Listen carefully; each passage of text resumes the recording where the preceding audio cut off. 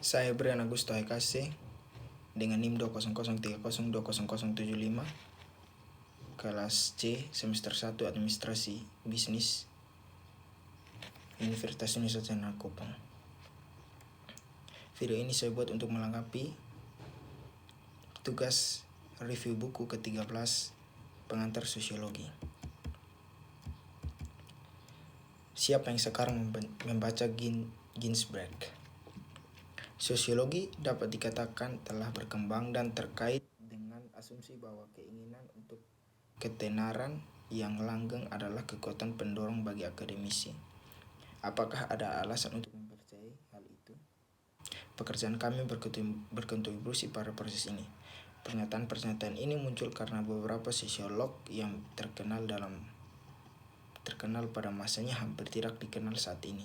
Sedangkan ukuran konvensional dan kesuksesan akademis diragukan validitasnya. Penjelajahan pernyataan ini kemudian diatur oleh kerangka autobiografi, yaitu dalam lebih dari 50 tahun penulis telah menjadi sosiolog Inggris. Periode di mana disiplin yang baru lahir tidak hanya berkembang pesat tetapi juga mendapatkan penerimaan resmi. Maurice Ginsberg adalah tokoh penting dalam sosiologi Inggris. Ia berperan penting dalam mendirikan British Sociological Association, menjadi ketua pertamanya pada tahun 1951 dan kemudian menjadi presiden dari tahun 1955 hingga 1957. Ia juga editor The Sociological Review pada tahun 1930-an dan pemegang jabatan bergengsi sebagai profesor sosiologi Martin White di Sekolah Ekonomi London. Nama Maurice Ginsberg tidak terlepas dari topik ini, karena salah satu buku yang terkenal di zamannya berjudul The Idea of Progress. Anda mungkin tidak akan terkejut mendengar bahwa dia mempercayainya. Topik ini berhubungan secara langsung dengan masalah yang muncul perhatian kita semua, dan itulah pernyataan mengapa kita melakukan apa yang kita lakukan, apa yang memotivasi kita. Jelas pada satu tingkat, seseorang dapat mengatakan bahwa seperti siapapun dalam pekerjaan berbayar, kita hanya melakukan pekerjaan kita untuk mencari nafkah dan semua yang menyertainya. Seperti dapat mendukung mereka yang bergantung pada kita atau untuk memastikan bahwa kita memiliki pensiun yang cukup untuk hidup saat ini. Pensiun, beberapa dari kita mungkin juga termotivasi sampai taraf tertentu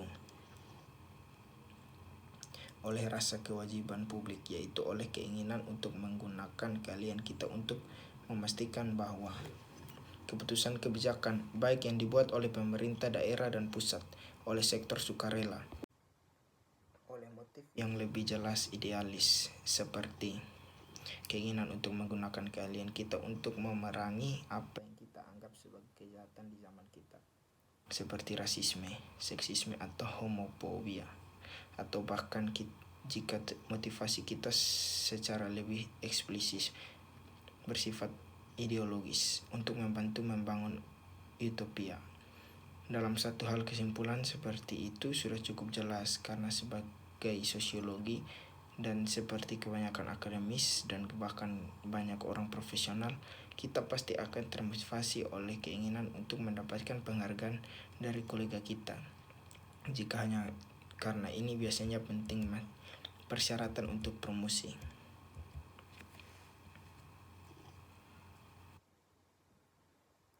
Dan pertumbuhan disiplin. Maurice Ginsberg adalah presiden pertama BSA, sebuah organisasi yang hanya didirikan pada tahun 1951 dan hanya memiliki 400 anggota pada tahun 1956. Pada saat hanya 6 universitas Inggris yang menawarkan gelar sosiologi. Dalam dunia akademis, ia dipandang sebagai seorang pemula, sedangkan bagi para kritikus sayap kiri itu adalah kebalikannya, seperangkat doktrin yang mapan.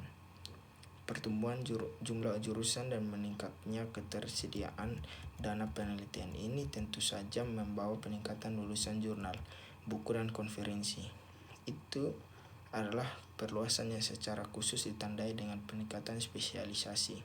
Beberapa hal yang dapat dilihat pada fakta bahasa sosiologi Inggris sekarang mendaftar sekitar 43 kelompok studi yang berbeda yang mencakup topik-topik seperti pemuda, seni, sains, dan teknologi, olahraga kematian, masa kanak-kanak, pendidikan, gender, dan perubahan iklim. Ini tanpa menghitung 16 kelompok, banyak yang dibedakan secara geografis, sampai yang secara khusus berkaitan dengan sosiologi medis. Kemajuan yang berarti pertumbuhan, pengembangan kelembagaan atau sejauh mana disiplin tersebut telah memperoleh penerimaan resmi, maka sangat jelas bahwa subjek tersebut telah benar-benar berkembang cukup signifikan selama 50 tahun lebih.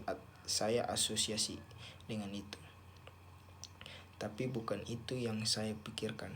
Harus diakui bahwa kemajuan bukanlah istilah yang mudah untuk didefinisikan.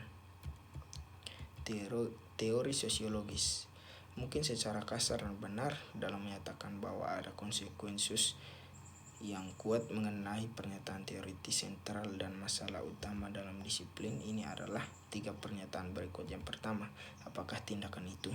Yang kedua, apakah tatanan sosial itu? Dan yang ketiga, apa yang menentukan perubahan sosial? Seperti yang dikatakan dilema teoritis dasar yang dapat ditemukan di jantung disiplin.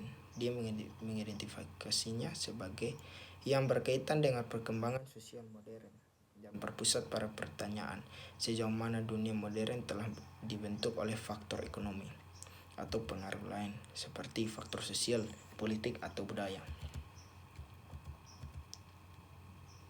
Cara agak lebih rumit untuk mengidentifikasi pernyataan atau dilema teoritis kunci dalam disiplin adalah dengan mengidentifikasinya dengan cara di mana mereka akan dirumuskan oleh pendekatan yang berbeda untuk disiplin. Izinkan saya kembali ke pertanyaan krusial yang diajukan di atas. Apakah sosiologis sebenarnya telah berkembang? Dan yang terpenting, dari sudut pandang kita yang merupakan praktisi disiplin, apakah kita punya alasan kuat untuk percaya bahwa kesuksesan kita sendiri seperti adanya telah berkontribusi pada proses ini? Dalam kata lain, bahwa mungkin bagi kita untuk mengklaim sedikit keabadian untuk diri kita sendiri. Sosiologi bersifat kumulatif dan progresif.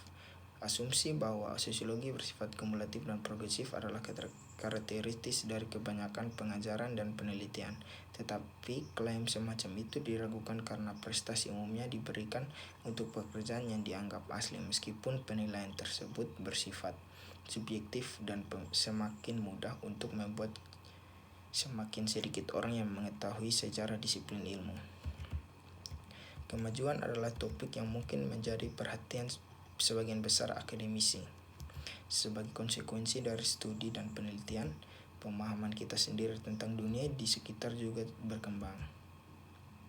Yang pertama adalah tingkat subjektivitas yang jelas mendasari penilaian semacam ini.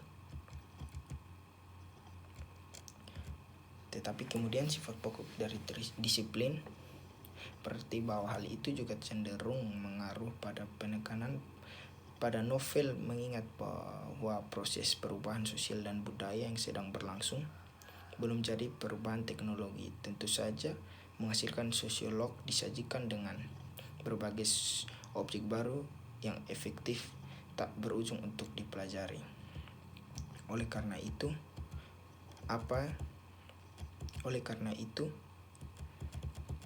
apa yang secara luas dinilai sebagai wawasan baru diperoleh melalui proses sederhana, mempelajari fenomena baru.